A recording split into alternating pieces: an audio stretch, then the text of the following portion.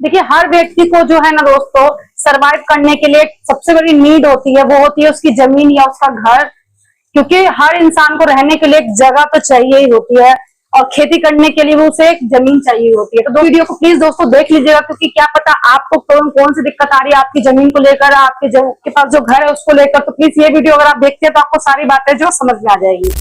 नमस्कार दोस्तों, का फिर से स्वागत है आपका मेरे चैनल पर। और हमेशा की तरह आज की वीडियो दोस्तों आपके लिए बेहद जरूरी होने वाली है।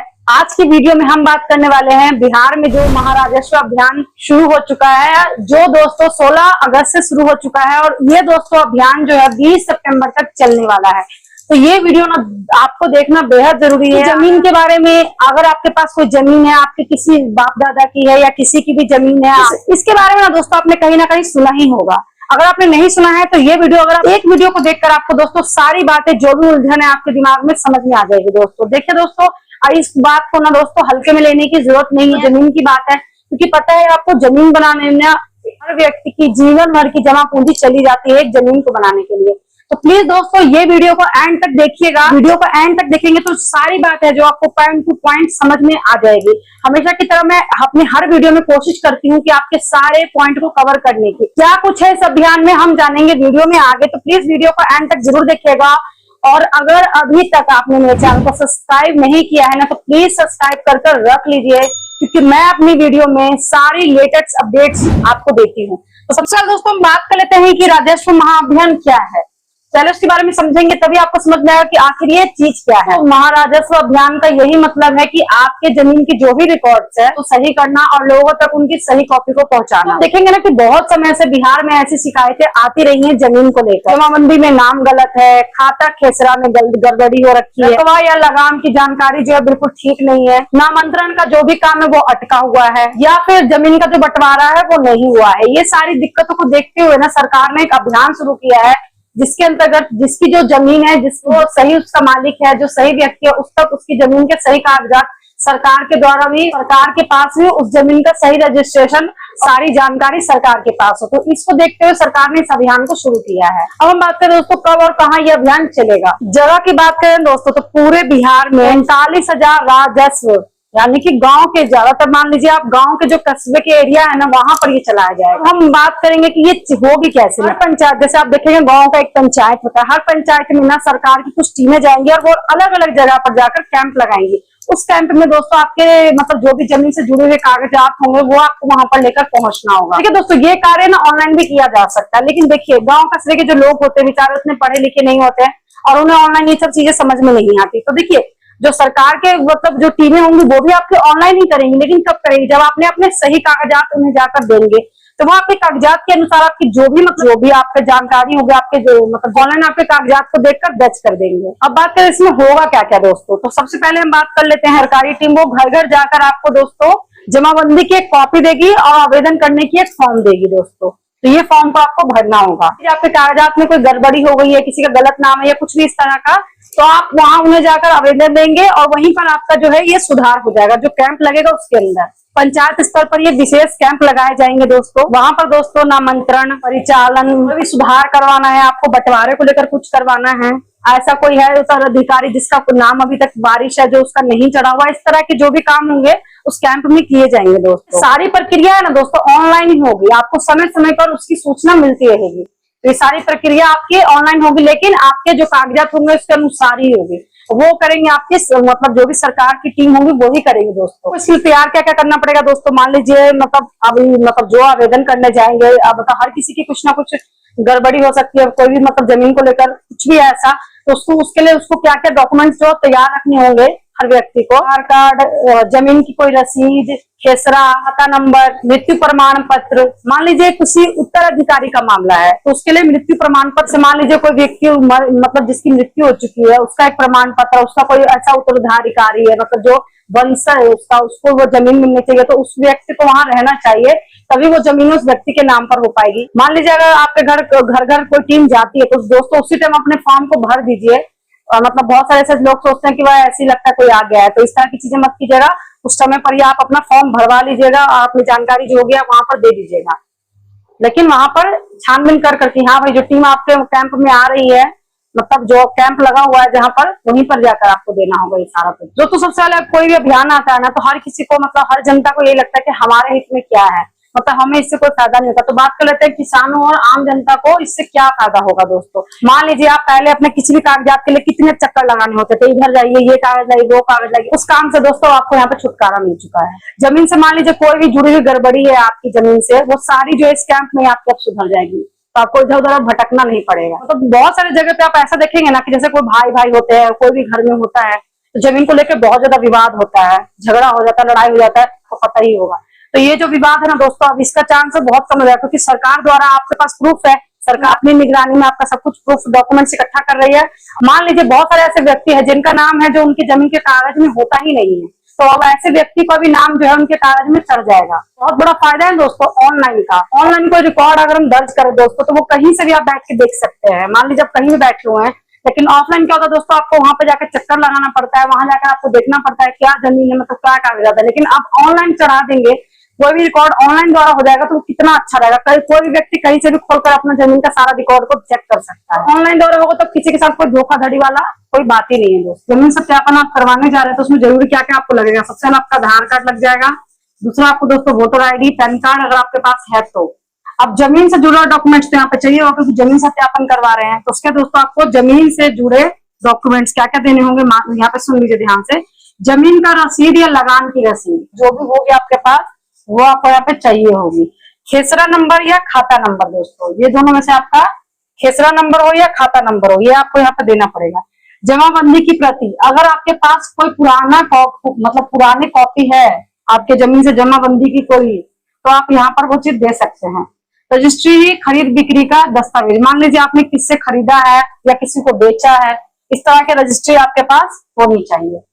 ये सारी चीजें आपको दोस्तों चाहिए होगी सत्यापन करवाने के लिए। अब मान लीजिए नामांतरण या विरासत के लिए दोस्तों, मतलब मान लीजिए आपको नाम पे करवाना है या आपको कोई जमीन विरासत में मिली है, जैसे दादा परदादा की जमीन होती है, उसके लिए आपको क्या क्या डॉक्यूमेंट्स चाहिए होंगे। मृत्यु प्रमाण पत्र, मान लीजिए आपके दादाजी थे जिनकी मृत्यु हो चुकी है, अब वो जमीन आप उनके पोते हैं या आप भी उनके वंशज हैं, तो वो जमीन आपके ही हो जाएगी।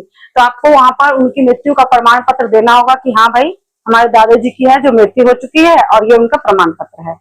वंशावली, जो उनके वंश होंगे और पूरे परिवार का मतलब ब्यौरा विवरण, वो सारा यहाँ पर चाहिए होगा। आपत्ति प्रमाण पत्र, मान लीजिए बहुत सारा ऐसा परिवार होते हैं जिसमें जमीन को लेकर विवाद होता है, अगर उनमें ऐसा नहीं हो रहा है, कोई विवाद नहीं हो रहा, तो वो आपत्ति प्रमाण पत्र आप वहां पर दे सकते हैं। अब मान लीजिए बंटवारे के लिए दोस्तों, अब कोई जमीन है, बहुत सारे भाई हैं, उनके अंदर बंटवारा हो रहा है जमीन को लेकर, तो वहां पर किस तरह का डॉक्यूमेंट्स आपको चाहिए होगा बंटवारा करवाने के लिए। मतलब आप बंटवारा करने के लिए मान लीजिए किसी के 4-5 भाई हैं, उनकी सबकी सहमति होनी चाहिए कि हाँ भाई, अगर एक व्यक्ति भी कहता है कि हमें अभी बंटवारा नहीं करना है, तो आपका बंटवारा वहां पे रुक जाएगा। सबकी सहमति होनी चाहिए कि हाँ भाई ये जो भी जमीन है सबके बराबर बराबर हिस्से में आनी चाहिए, तो सबकी सहमति यहाँ पर बेहद जरूरी है। परिवार का वंशावली पत्र, आपको एक पत्र देना पड़ेगा कि हाँ भाई हम इस परिवार के वंश हैं, तो इस तरह का एक पत्र आपको यहाँ पर देना पड़ेगा। पुराने खाता खेसरा की प्रति आपको यहाँ पर एक देनी पड़ेगी। अन्य कागज की भी आपको जरूरत पड़ सकती है, जरूरत पड़ने पर दोस्तों, जरूरत अगर लगेगी तब ये डॉक्यूमेंट जो होंगे आपको यहाँ पर दिखाने पड़ेंगे। वो कौन कौन सी चीज आपकी हो सकती है। राशन कार्ड, आपके परिवार की पहचान करने के लिए दोस्तों। पासपोर्ट साइज फोटो, हाँ यहाँ पर खास ध्यान देने की एक बात है दोस्तों कि यहाँ पर सभी जो भी आपके रजिस्ट्रेशन की जो भी मतलब कागजात है उसका एक कॉपी और एक ओरिजिनल भी आपको वहां पर लेके जाना है, क्योंकि फोटो कॉपी से काम नहीं चलेगा, आपको ओरिजिनल कागजात भी वहां लेकर जाने होंगे। देख मतलब सरकार द्वारा जो भी टीम होगी ना दोस्तों, वो आपके सारे डॉक्यूमेंट्स के ना जो मतलब आपके पास जो भी कागजात होंगे सबको स्कैन करेगी और ऑनलाइन आपका जो भी मतलब होगा वो आपका जो भी डिटेल होगा वो ऑनलाइन दर्ज कर देगी। मान लीजिए अगर आपका सिर्फ डॉक्यूमेंट्स की कमी होती है, जो डॉक्यूमेंट्स मैंने बताए हैं उनमें से किसी डॉक्यूमेंट्स की कमी आती है आपके पास, तो आपको दोबारा फिर बुलाया जाएगा।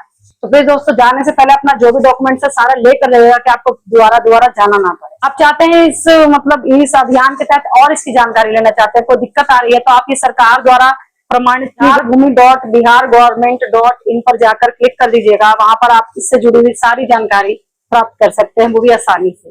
मतलब फॉर्म और इससे संबंधित जितनी भी जानकारी है आपकी इस वेबसाइट पर आप जाकर देख सकते हैं। बहुत सारे दोस्तों लोग ऐसे होंगे ना जिन्हें इस सत्यापन में दिक्कत आ जाएगी, किस किस कारण से वो दिक्कत आ सकती है। कई लोग ऐसे हैं दोस्तों जिनके पास जमाबंदी पर्चा या खेसरा खाता नंबर, ऐसा कागज जो लेटेस्ट कागज होता है वो उनके पास नहीं होता है। ऐसे में क्या होता है दोस्तों, दस्तावेज अधूरे होने के कारण आपका जो सत्यापन है ना वहीं पर अटक जाएगा, नाम की गड़बड़ी के कारण दोस्तों। और ऐसा होता है दोस्तों, जिसके नाम पर जमीन है ना उसके नाम की स्पेलिंग जो है बाकी डॉक्यूमेंट से मैच नहीं करती, तो इस तरह में भी सत्यापन के कार्य उनका जो है रुक सकता है। ऐसा होता है कि उनके पिता या मतलब दादाजी हैं, उनका नाम भी सही तरीके से दर्ज नहीं होता, तो इस तरह की चीज में भी आपका जो है काम वहां पर अटक सकता है। और दोस्तों क्या हो सकता है, वारिस का नाम दर्ज ना होना। मान लीजिए जिसके माता पिता मतलब किसी के माता पिता उनकी मृत्यु हो चुकी है, लेकिन उनका जो वारिस है उनका नाम दर्ज नहीं है, उन्हीं के मतलब जो मृत्यु हो चुकी है उनके नाम पर ही अभी तक जमीन थी, तो इस तरह के केस में भी दोस्तों आपका काम जो है सत्यापन का रुक सकता है। इससे क्या होता है दोस्तों, मतलब जमीन का जो भी मालिकाना जो मतलब मेन मालिक है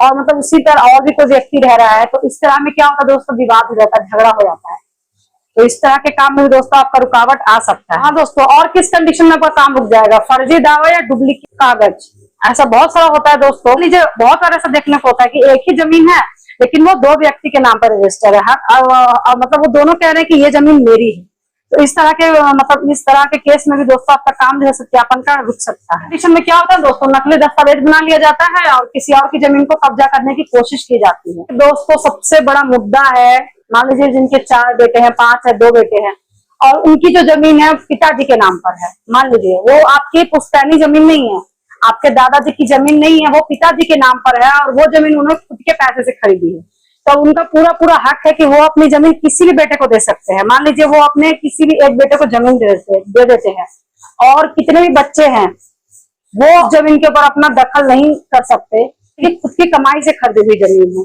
तो इस तरह की जमीन को पिताजी किसी को भी दे सकते हैं, वो चाहे तो अपनी बेटी को दे दे दान में या चाहे वो अपने किसी बेटे के नाम पर कर दे। अगर वो अपने जीवित रहते हुए किसी के नाम पर अगर कर देते हैं तब बाद में दोस्तों उनके जो भी बच्चे होंगे उनको ये जमीन नहीं मिलेगी। ये दोस्तों दिक्कत होती है, इसलिए मैंने सोचा ये टॉपिक मैं आप लोगों के साथ शेयर कर दूं। हाँ, मान लीजिए पिताजी की मृत्यु हो जाती है, तब वो अपने आप क्या होगी दोस्तों, वो जमीन है उनके सारे बच्चों के नाम पर हो जाएगी।